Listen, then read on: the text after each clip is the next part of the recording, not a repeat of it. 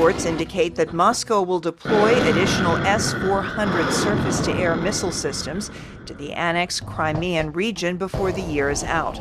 The action follows Ukraine's decision to impose martial law after Russia seized 3 Ukrainian Navy boats and captured 24 sailors Sunday. Poroshenko has warned of the threat of a full-scale Russian invasion, citing a buildup of forces along their shared border. It was a situation that's been roundly condemned in the West as another sign of Russian misbehavior in the wake of its seizure of the Crimea from Ukraine in 2014 and backing separatists in eastern Ukraine. Heather Nauert is a U.S. State Department spokeswoman. It's a dangerous escalation on the part of Russians' continued aggressive behavior against Ukraine. The United States continues to support Ukraine's territorial integrity. The Secretary and the President both have a very strong relationship with the government in Ukraine, President Poroshenko in particular.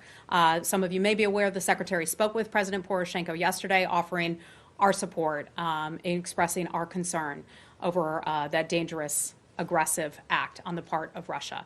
The Secretary is heading to NATO, as many of you know, in the coming days. I would imagine that would be a big topic of conversation. She said European allies could do more to help Ukraine by enforcing existing sanctions aimed at Russia. Russia is accusing Ukrainian sailors of illegally crossing Russian waters and ignoring warnings from border guards, and sentenced them to 2 months of detention. The sentence has angered Ukrainian President Petro Poroshenko, who, along with a growing number of European leaders, is calling for additional Western sanctions on Russia. Nauert said Secretary of State Mike Pompeo is heading to Brussels next week for NATO meetings, and that Ukraine will likely be a big topic of conversation. She called on Europe to do more to assist Kiev. A number of foreign policy experts also blamed Russia for the escalating tensions. We know that Russia is at fault here. We know that they're still holding Ukrainians essentially as hostages, which is beyond any definition of acceptable behavior by a modern civilized state. Sorochok said Moscow has been trying to destabilize Ukraine for the past 5 years. They're trying to show another example of how Ukraine is unable to protect its borders and is an illegitimate regime or an illegitimate government. And it's just another, as I said, another building block in Moscow's narrative that Ukraine, democratic Ukraine, cannot be allowed to survive and prosper. Some experts warned the tensions could spiral out of control. If President Poroshenko, knowing he has elections coming up, if he thinks it'll be very popular to retaliate, then one thing could lead to another and we could have a major war on our hands. Coffey said in the current situation, everyone needs to remember it was Russia that invaded Ukraine in 2014, and it is Russia that occupies Crimea. He called for a strong response from President Donald Trump.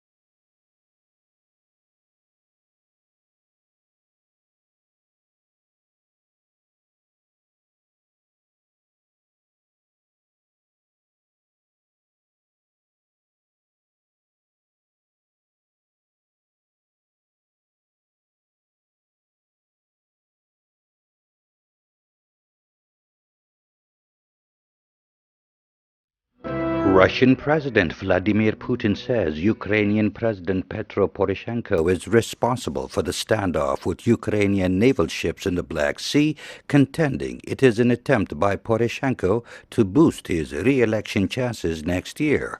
In a televised speech today, Putin accused Poroshenko of orchestrating a provocation by Ukrainian vessels for the sole purpose of winning re-election.